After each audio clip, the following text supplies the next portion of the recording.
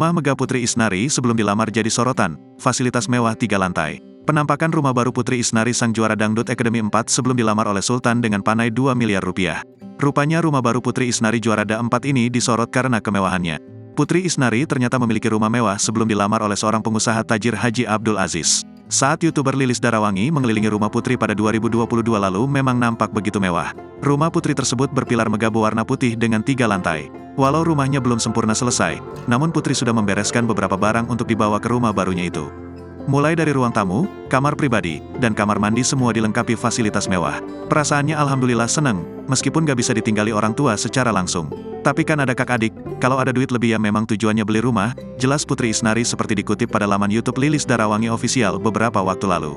Dikatakan wanita berusia 19 tahun tersebut, tadinya ia ingin membeli mobil lagi. Tetapi setelah ia pikirkan uangnya untuk ditabung saja untuk bangun rumah. Beli lagi gato kaya, masih bagus, untuk kepuasan diri sendiri nanti saja. Udah tahu mobil itu kayak gadget, makin lama makin turun, jelasnya. Menurut Putri, pembelian rumah baru itu menjadi motivasi bagi para penggemarnya.